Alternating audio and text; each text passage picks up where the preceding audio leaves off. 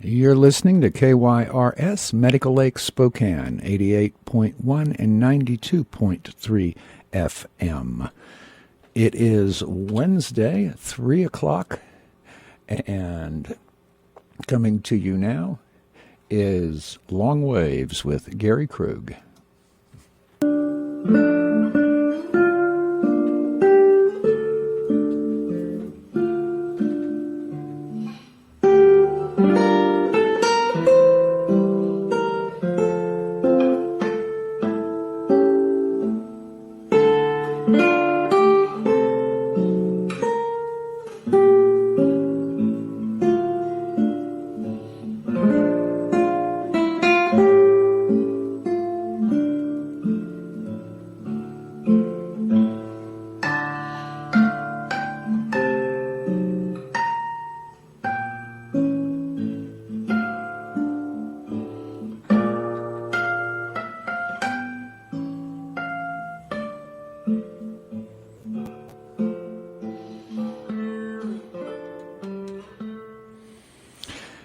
Thank you for joining us this afternoon. I've never done a holiday show before, which is a little bit odd. And here I am. It's Christmas Eve, and all of our attentions are shifted hither and yon to this and that. And there are just so many things going on. I mean, here we're encouraged to go out and spend like maniacs, buy a lot of stuff and give it to people. We're encouraged to spend time with families, which we should be doing anyway, such as families are. And, encouraged to get all warm and fuzzy.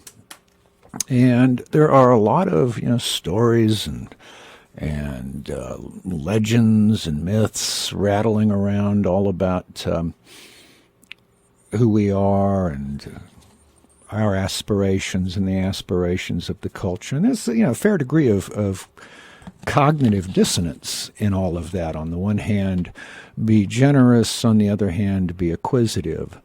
On the one hand, love. On the other hand, shut many people out. So many myths rattling around. There's the usual myths, the perennial myths that rattle around on holidays. The stories of the holiday itself. So let's see, this is the Dies Natalis Solis Invictae, or tomorrow will be anyway, Dies Natalis Solis Invictae. That's the day of the birth of the invincible sun, old Roman holiday, which is the time when the sun begins to increase in the length of our days in the northern hemisphere. It is, of course, Christmas, the Mass of Christ. So we've got these two stories rattling around on the same day. And as myths do, they blend together. Myths borrow from each other. Stories borrow from each other. They elaborate across time. Even the Christmas myth. So the story of that we're all so used to, we see all around us, has a long historical background that's borrowed and created from a lot of other stories. Some of these very much older stories, and we'll talk about that a little bit. But we've got, the other cultural myths. I mentioned spending all that money and the hard work, as the road to success and wealth. And lately we've had all of this talk about American exceptionalism, especially with the sort of revelations about the torture of the CIA and some of the secret activities going on in the name of the American people in places like the Ukraine and Syria. And it may seem odd that I bring Christmas and the social, political, economic together into the same show, but there are connections between beliefs within a culture reinforce each other. At every level of society and culture, myths borrow from each other, make reference to each other, use the same language, borrow little pieces and fit them in. All cultures do this, but inevitably, there are contradictions between some of the stories, as I was pointing out earlier. And the thing about contradictions is you've got to smooth them out. You can't have your contradictions running all amok, or people get confused. People feel lost. People don't know what to do or what to believe. And this was a problem that was expressly observed by two rather keen cultural critics in the 20th century. One was Sayyid Qutb, who was an Egyptian, spent some time in Colorado, and was struck by the materialism of the West and its fascination with lawns, its fascination with things. And he really thought that was a very, very destructive thing to have in the world, that it dissolved the social glue that holds people together.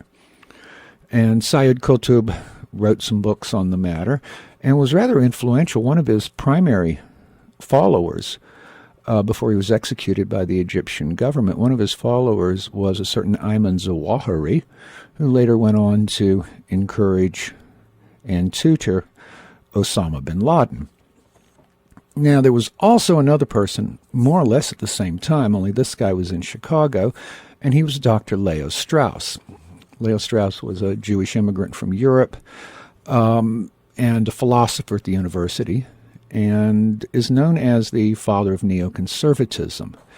Many of the ideas that we saw emerge through people like Wolfowitz and Doug Feith are straight out of Leo Strauss, just old B-flat Leo Strauss. He also thought that the glue holding culture together was coming unraveled in the U.S., was coming unstuck, and that what was needed were powerful myths, powerful stories that a people could believe in, could rally around, could tell one another, and these should be promulgated from the top of the culture, of the society, from government and from other leaders. And it was not terribly important if the leaders and the government officials believed these myths. In fact, it was better if they didn't. But it was important that they appeared to believe them. And the two myths that Leo Strauss argued were essential, in the U.S. anyway, were the myth of the nation and the myth of religion. The myth of the nation and the myth of religion. And to a large extent, I don't think anybody could quibble over the observation that these two are very much the twin pillars of contemporary power in the United States. These are the two belief systems that are sacrosanct, unquestionable, unchallengeable. They all good people who want to get elected to government or want to rise to power have to believe in the myth of the nation and the myth of religion. Now, the myth of the nation gives us American exceptionalism and rightness, and the myth of religion fits with this in some ways because it's a very literalist form of religion with very curious sorts of beliefs and values. In order to not confuse it with, say, Christianity, I would like to propose a new term and call it contemporary corporate Christianity, or just C3, okay? C3, because I don't want to confuse it with other forms of sincere belief. Many forms of this C3, this contemporary corporate Christianity, are lip service, lifting things out of context, using scripture, for instance, cherry-picking scripture to justify the accumulation of wealth, to justify cruelty, to justify hatred, to justify divisiveness. And we see this again and again and again. But again, I want to call this C3. And I struggled over the name of it for a while. I was thinking about PC3, political contemporary corporate Christianity, But that's a bit of a mouthful, so I'll just stick with C3. And PC3 is a little close to C3PO, and, that would just be wrong. So anyway, we still see that there are people of devotion, that there are real living forms of faith, but this corporate religion is not a true faith. It's lip service, and it has nothing to do with the faith that we see among people devout of all religions, and even people, those members of an increasingly visible group of agnostics and atheists, who are, for the most part, overwhelmingly not hostile to religion. And it's funny that these two groups even get along pretty darn well most of the time. I find that odd, but it's a happy circumstance. And on this topic, I would like to suggest that draw your attention to the recent statement of Pope Francis from the Vatican City, who had his annual Christmas greetings to the Curia, the College of Cardinals, and normally it's a kind of pro forma event where they wish each other Merry Christmas and say a few happy things, but he kind of read them the Riot Act. I don't know if you stumbled across this, but he listed 15 ailments, his word, of the Vatican Curia. And according to the accounts, it was a pretty stony reception. The cardinals are not used to being lectured to, browbeaten, corrected. But he had 15 ailments of the Curia. And as I read these 15 ailments of the Curia, it occurred to me that not only is Pope Francis's advice probably spot on with the Curia, it's also something I think any organization should pay attention to. So I'll just go through a couple of these that Francis mentioned. Number 1, feeling immortal, immune, or indispensable. And he did, in fact, suggest that cardinals who felt immortal should visit the graves of their predecessors and get their heads straight. Number 2, working too hard. Well, yeah, it's important to rest when you've finished your work. Number 3, becoming spiritually and morally hardened. And Pope Francis continued, it's dangerous to lose that human sensibility that lets you cry with those who are crying and celebrate those who are joyful. Planning too much is number 4. 5, working without coordination, like an orchestra that produces noise. Number 6, having spiritual Alzheimer's. And Francis continued, we see it in people who have forgotten their encounter with the Lord and those who depend completely on the here and now, on their passions, whims, and manias, in those who build walls around themselves and become enslaved to the idols they have built with their own hands. Number 7, being rivals or boastful. 8, suffering from existential schizophrenia. Pope Francis said, it's the sickness of those who live a double life, full of hypocrisy that is typical of mediocre and progressive spiritual emptiness that academic degrees cannot fill. It's a sickness that often affects those who, abandoning pastoral service, limit themselves to bureaucratic work, losing contact with reality and concrete people. And that's important. Losing contact with reality and concrete people. One of my favorites here, number 9, committing the terrorism of gossip. 10, glorifying one's bosses. 11, being indifferent to others. And he has a statement here. The Pope said, when out of jealousy or cunning one finds joy in seeing another fall, rather than helping him up and encouraging him. 12, having a funereal face, what he called theatrical severity and sterile pessimism. 13, wanting more. Never have enough. The Buddhists had an interesting concept for that insatiable desire for more. They referred to hungry ghosts, and they're generally represented as these bloated figures with little tiny mouths, and they eat constantly trying to get filled, and they never can. Wanting more, accumulating material goods, as if somehow these make us more secure or better. Number 14 in the Pope's list here, forming closed circles that seek to be stronger than the whole. And number 15, seeking worldly profit and showing off.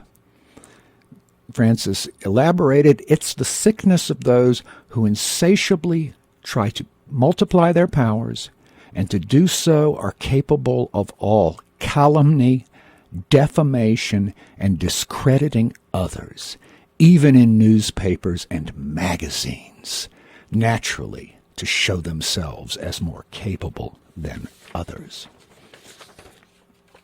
So as I say, I think these are probably not only good advice for the Curia, but also good advice for any corporation or any institution or bureaucracy or organization. And I would suggest that a lot of leadership and organizational people should pay some heed to this and take it to their teachings. So we've got a lot going on right now, and hardly anyone who is conscious and unanestetized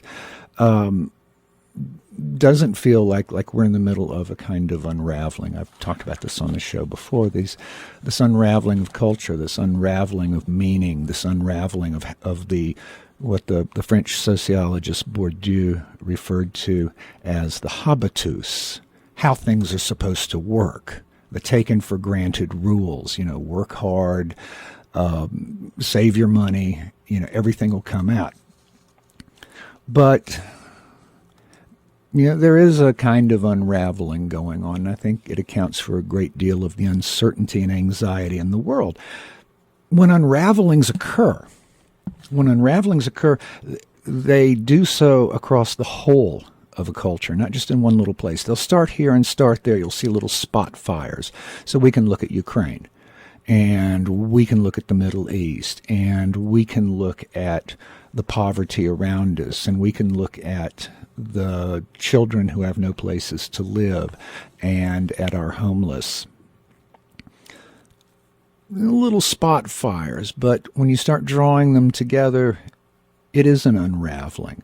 And when there is an unraveling of a culture, the minions of power, those people who have to explain it all away and tell us how, nope, that's just the way it is, they always have to blame someone. All right? Blame someone. So usually there's some failure of obedience either to the C3 religion or to the state. So, we have these fifth columnists in society or in the national religion. Just convenient people to blame. So it's immigrants, it's Muslims, it's gays and lesbians, it's secular humanists, it's progressives, it's whoever. And whenever we hear that kind of gibberish and nonsense and hatred and defamation and calumny, to borrow a word from Francis, then, indeed, we should know who we hear speaking. It's one of the minions of power.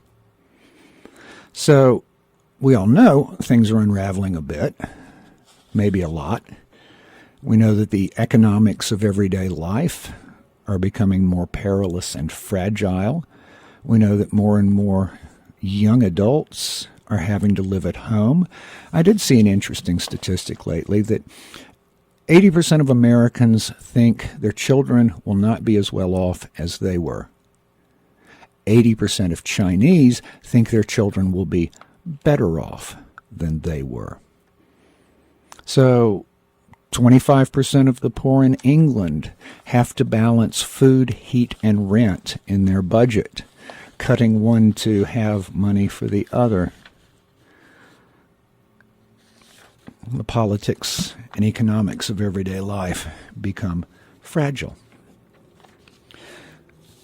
And we see here that there are even new rules, and not in that happy sense of, Bill Maher, but new rules governing finances, new rules governing how money works. It's becoming more and more apparent that any game involving money in the world is rigged in favor of the house. The deal is rotten from the get-go. The house will always win, and there's just not much you can do about it. And then we have this whole set of new rules that just sort of slid in, but it was during football season, so a lot of people probably missed it. A whole set of new rules governing finances, which were recently passed or accepted, that pretty much guarantee that whatever you or I may have can be taken by the banks to cover their corporate gambling addictions, which they continue to do on our money.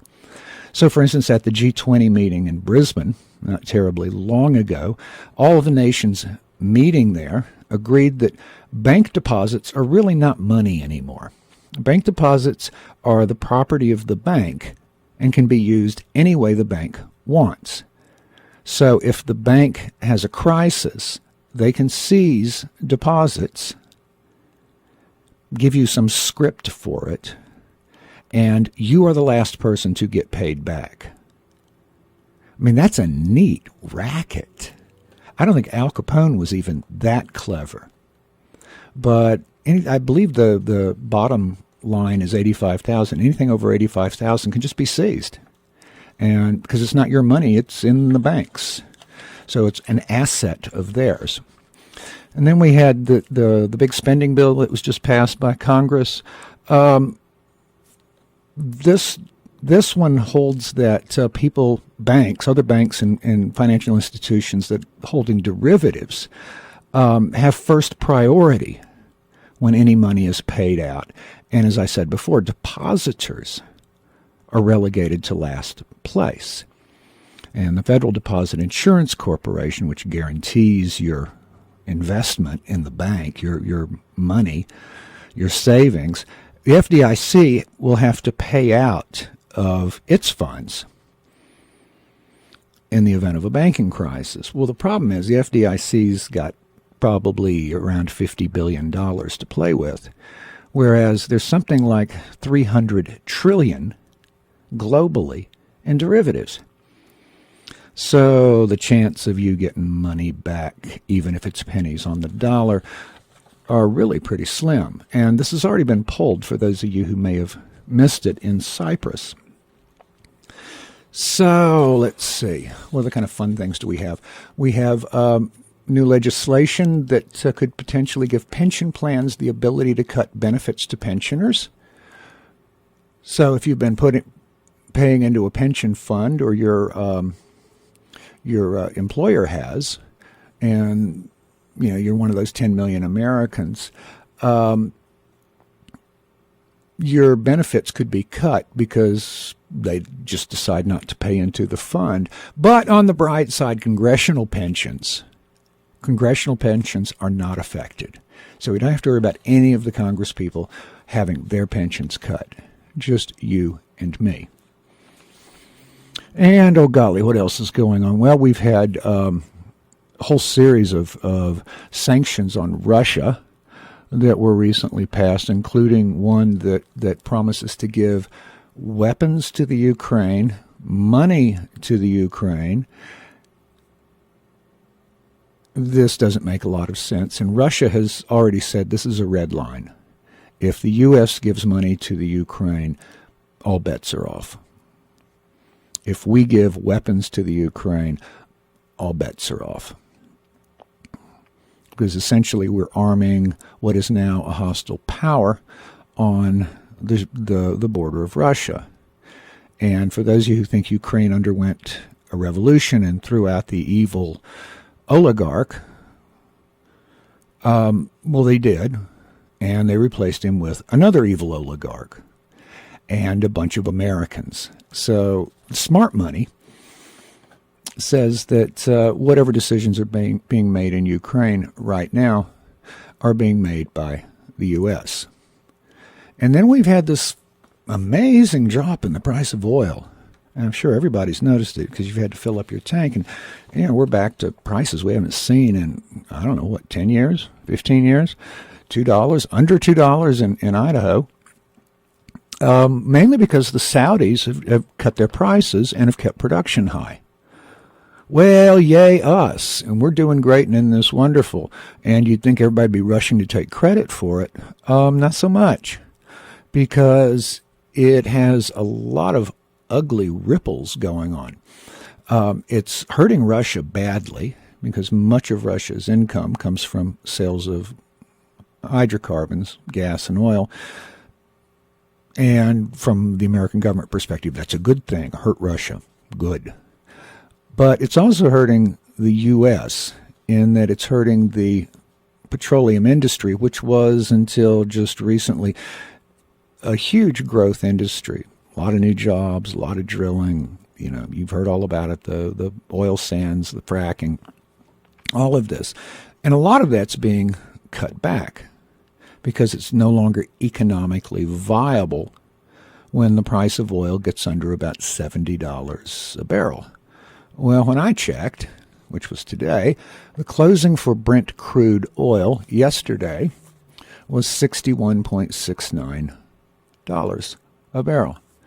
So they're already under that limit, and there's a lot of money loaned on this petroleum development in the U.S., and a lot of companies that are no longer making money, and we all know how that story tends to turn out. So there's a great deal of uncertainty going on in the world, and it's hard to know just how exactly all of this stuff is going to play out. So again, the game is rigged. We're told everything's getting better. Whoa, look, the economy, the GDP increased 5% in the third quarter. If you look at the numbers, most of that growth overwhelmingly was in healthcare, which means Obamacare.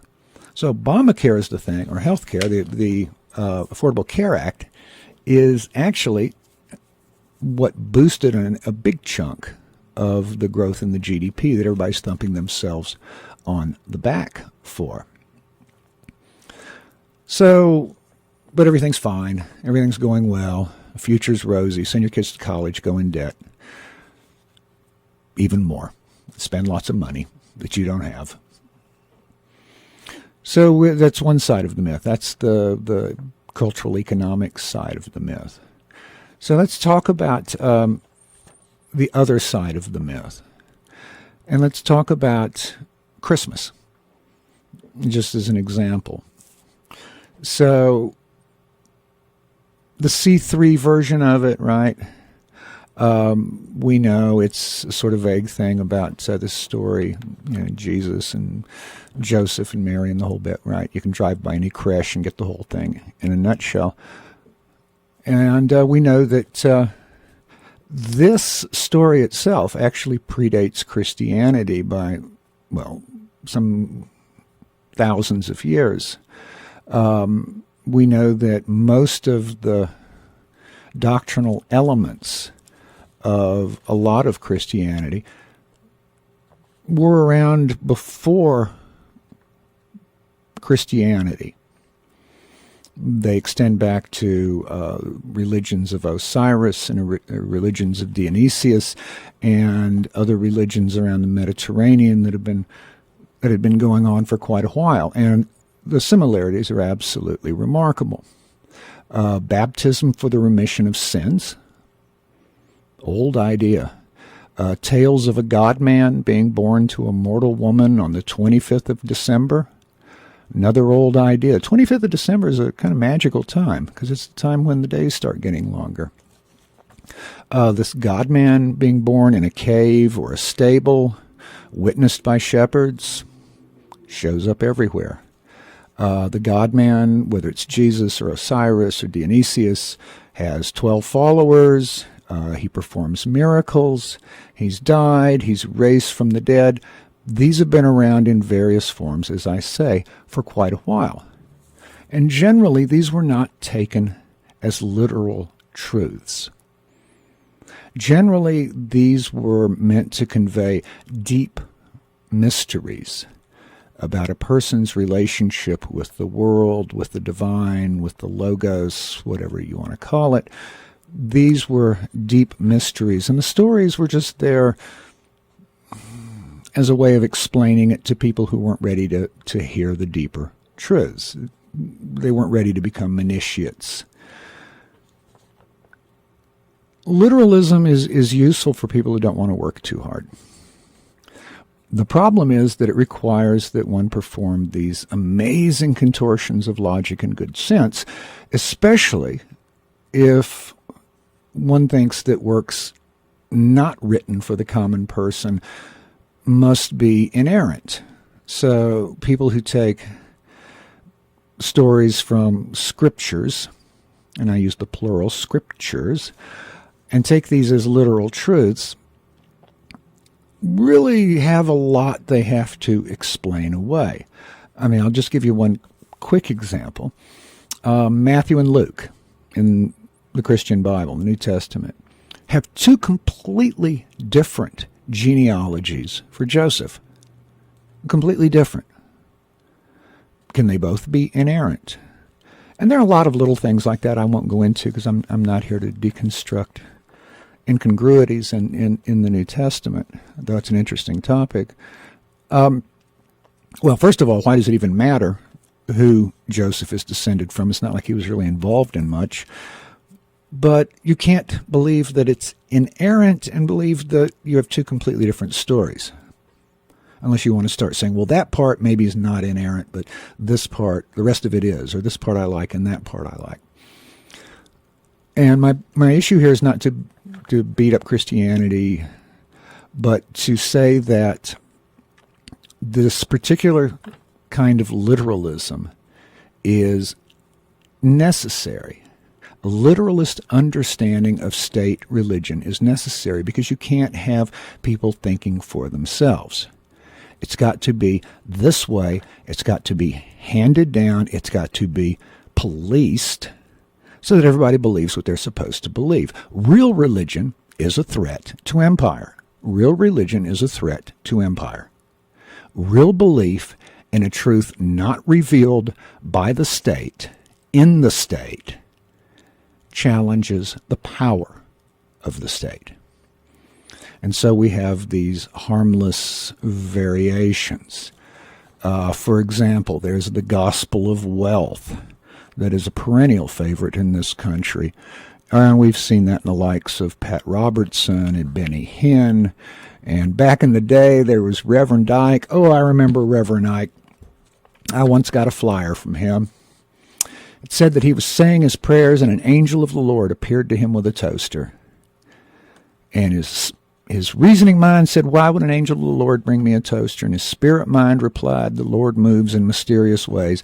But the circular went on and said that the toaster, he would send you the toaster if you would send him a free will love offering of $5 or more, and the toaster would bless you every time you used it according to the instructions. Right, this gospel of wealth. It had a similarity. There was this popular little book back a few decades ago called The Prayer of Jabez. Jabez is a really minor figure in the Old Testament. But basically it's the gumball machine approach to religion. You put in your prayer and God gives you gumballs, which cheapens faith and belief so much that it's just appalling.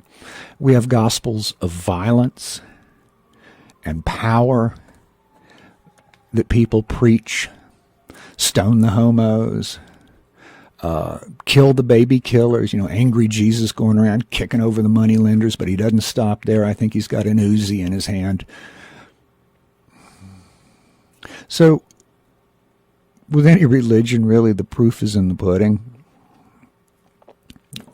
If you look at this particular state variation, the C3 variation of Christianity in America, consider 50%, roughly 50% of the people in the U.S. believe that torture is okay. I mean, this is amazing. This was Pew Center for people in the press, and just about half. 56% believed that the CIA torture provided intelligence that helped keep us safe. And a startling number of them actually thought that the methods were justified. I mean, overall, 51% thought that torture is justified. 56% thought that these provided intelligence that kept us safe. And they were pretty evenly split on whether it was right or wrong for the Senate to even release the executive summary. So that's peculiar. It's hard to explain. Not surprisingly, if you look at the breakdown of the numbers across political affiliations, for the people who said that the methods were justified, 76% of Republicans said they were, 37% of Democrats said they were, 46% of Democrats overall said they were not, and 12% of Republicans said they were not. Was it the right decision by the Senate to release the report? Well, breaking it down again, 26% of Republicans said no, 56% of Democrats said yes. Was it the wrong decision? 64% of Republicans think we should not have had this released because, well, tell me why. 29% of Democrats said we should not. And I'm not even going to read the independent letters. But you can see how these numbers reflect a peculiarity. And there are also numbers that reflect that folks in the Deep South tended to have higher rates of thinking this was okay. Well, there are more Republicans there, so that probably explains it. And they do tend to be, the buckle of the Bible Belt kind of thing. But torture, justify torture. To say torture is okay, that the U.S. can do that. We can torture people even to death, and that's okay. Somebody reconcile this with Christianity for me. Somebody reconcile this with the Prince of Peace and Christmas for me, because I can't parse this. It's out of my pay grade. I just can't do it. But it is consistent with C3, contemporary corporate Christianity, the state religion. It's very consistent with it because, as Chris Hitchens noted, war is a force that gives us meaning. And doesn't it just? War is a force that gives us meaning. And for people to work themselves up into a lather in favor of war, in favor of torture, in favor of bombing people, is in a sense understandable, because given the information that is provided to Americans through what pass for news organizations in this country, it all seems perfectly logical, and it fits with the needs of the state, and it fits with the needs of the state religion. Christian soldiers out there with the flaming sword of retribution. Can I get an amen? Hatred and destruction. To glory in destruction. To glory in death. To glory in hate, and to extol these as virtues that good, faith-having people ought to have.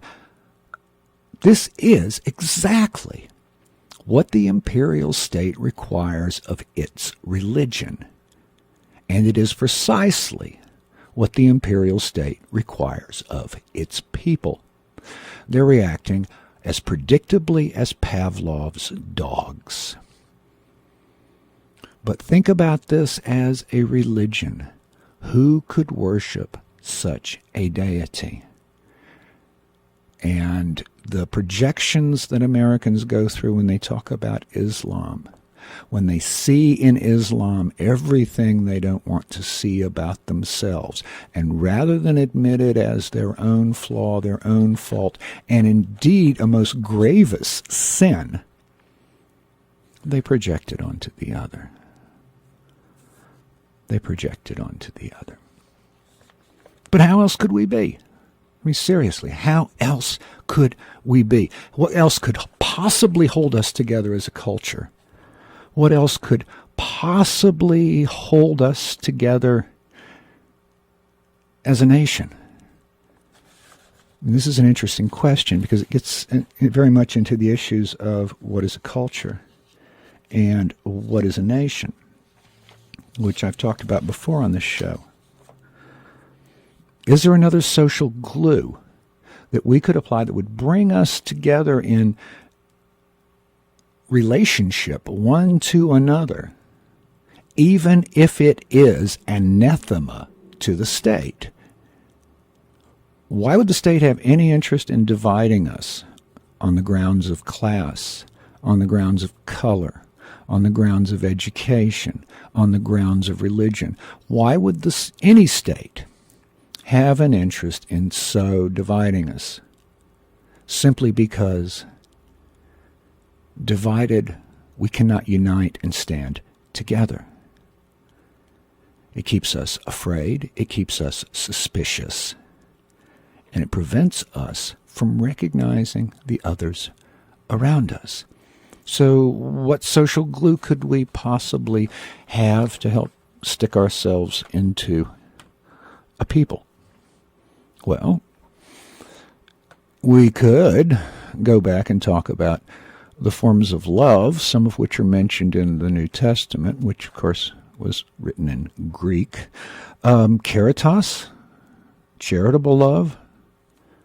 Philia, brotherly love. Agape.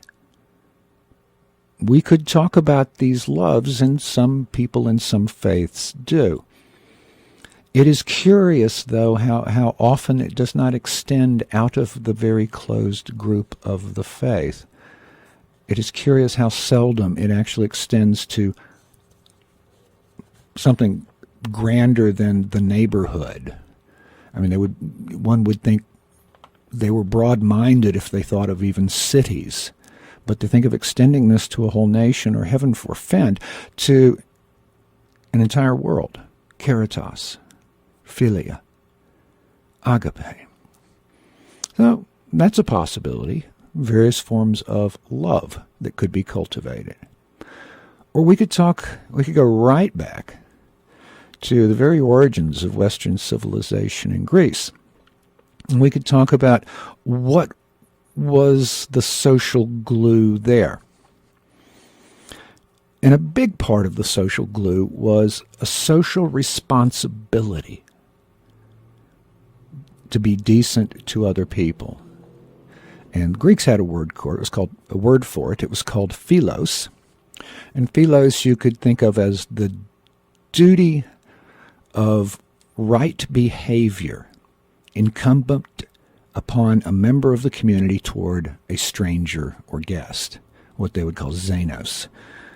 So philos is the duty of right behavior which falls upon one as a member of a community toward strangers and guests. Well, there's an idea. Strangers and guests. Yet we have so little community. We mirror the structure formed around the nation. Natio, genos, race. And so we fragment into kinship connections.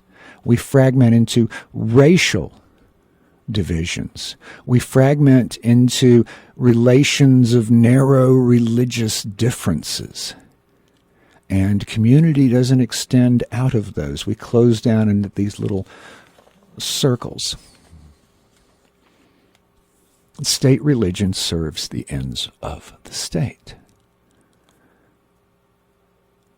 And religion, being transformed into the state servant, promulgates and creates and perpetuates identities that fit the state's needs for a divided, frightened people in constant need of the patriarch's approval. And this is an old link between institutions of power and approved religions. I mean, think of the Church of Rome during the first few centuries of its existence and right into the Renaissance. The Church of Rome was linked very closely to the absolute authority of the secular state, whatever secular state it was, and whether they called themselves the most Catholic majesties or not, power was always secular.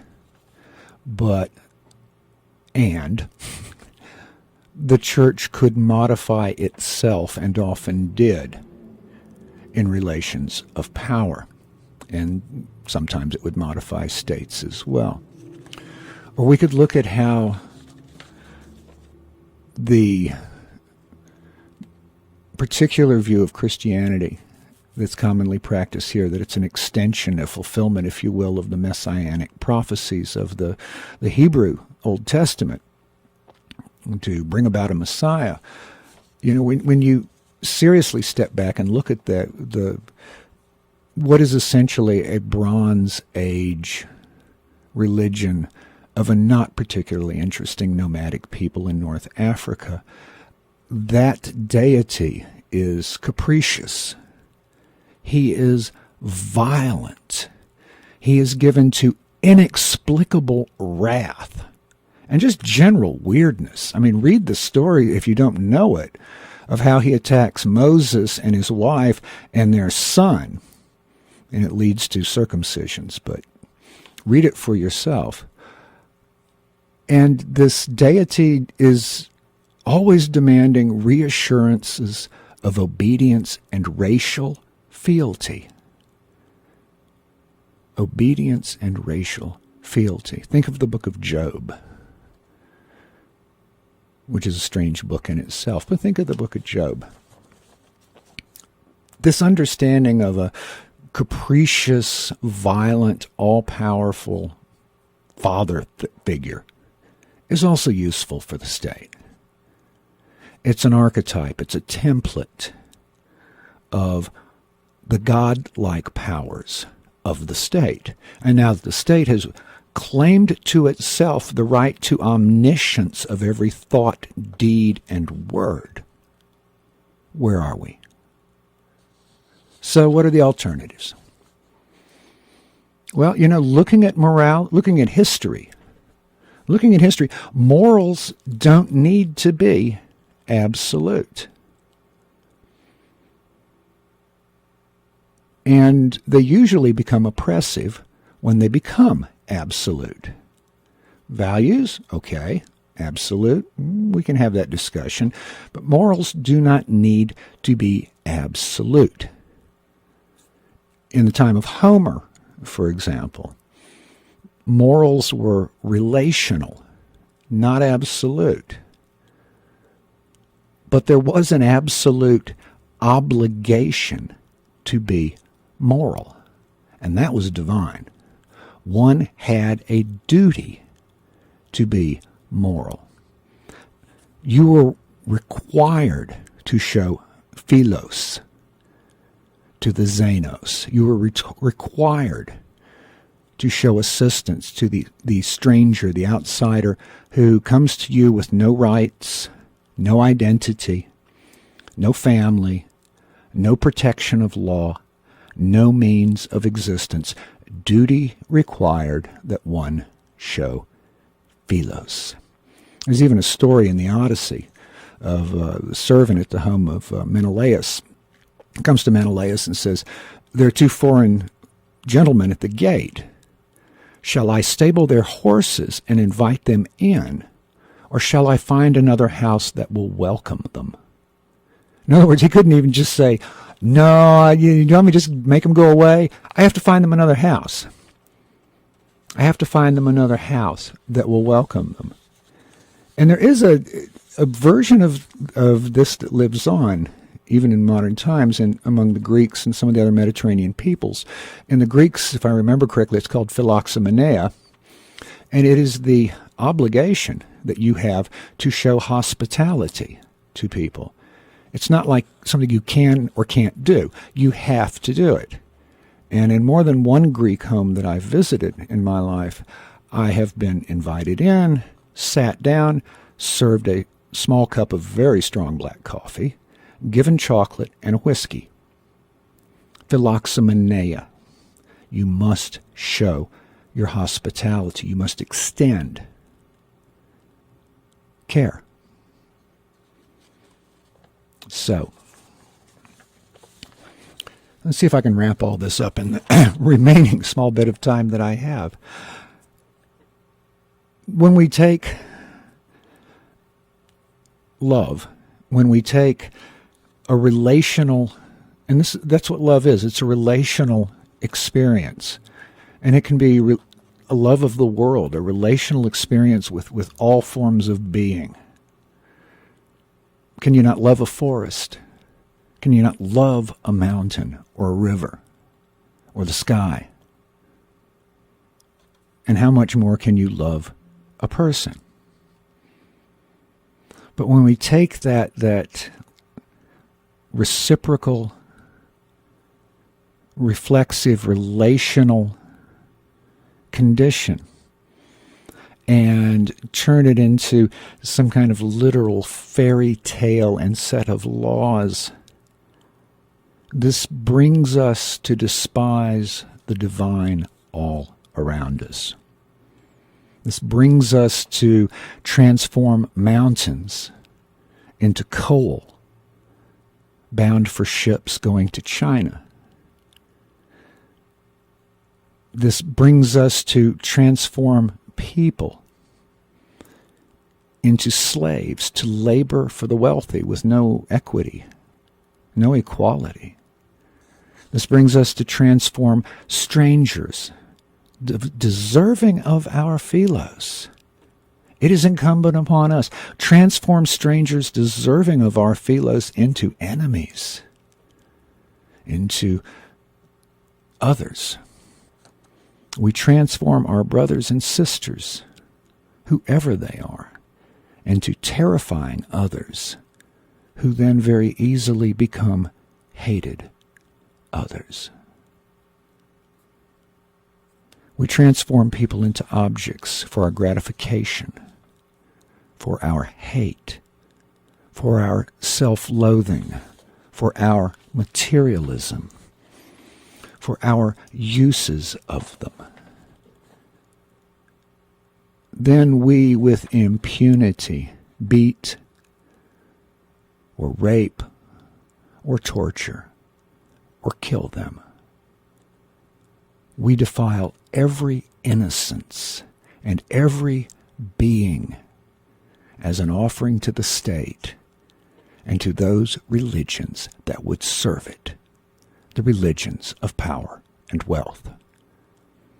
To understand a people, one must only look to how they treat the least among them, to how they treat those without standing, those without protection of law, foreigners, strangers, those in need.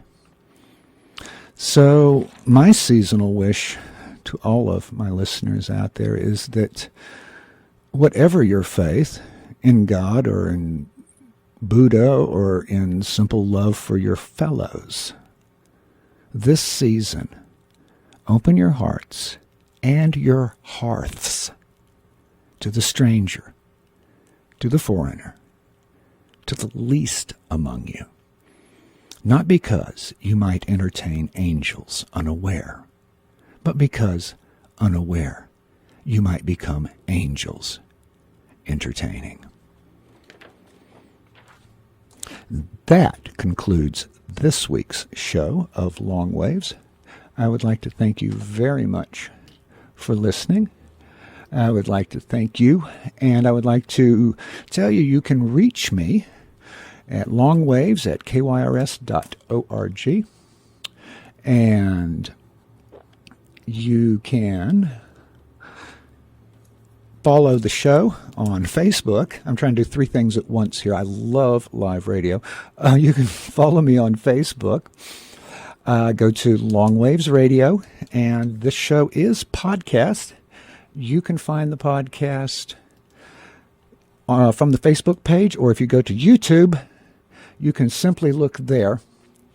And on YouTube, you will find the show, Long Waves Radio, and the recent podcast. So thank you again for listening, and I'll remind you, you're listening to KYRS, Medical Lake, Spokane, 88.1, 92.3, and happy holidays.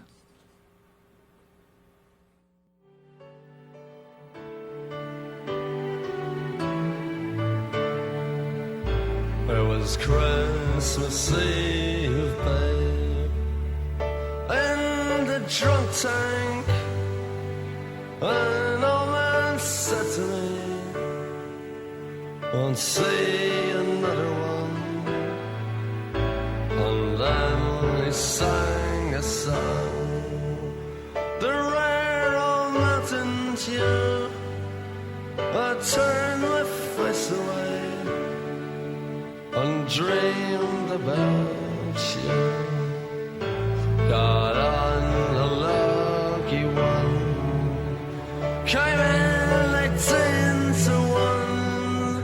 I've got a feeling this year's for me and you. So happy Christmas, I love you, baby. I can see a better time when all our dreams come true.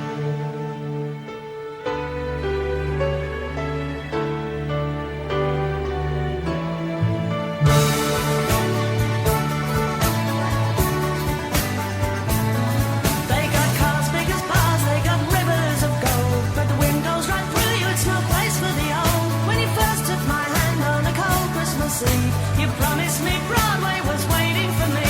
You were handsome, You were pretty queen of New York City. when the band finished playing, they held out for more. Sinatra was swinging, all the junk they were singing. We kissed on the corner, then danced through the night. The boys of the NYPD choir were singing, "Go Away, Babe," and the bells were ringing out for Christmas Day.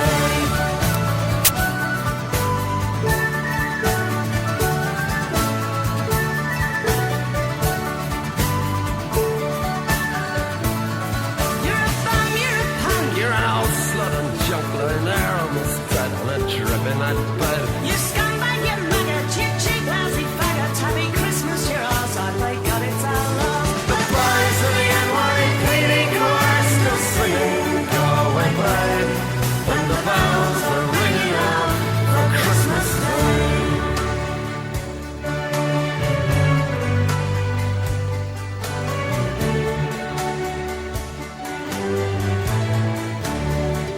I could have been someone. Well, so could anyone. You took my dreams from me when I first found you. I kept them with me, babe. I put them with my own. Can't make it all alone. I built my dreams around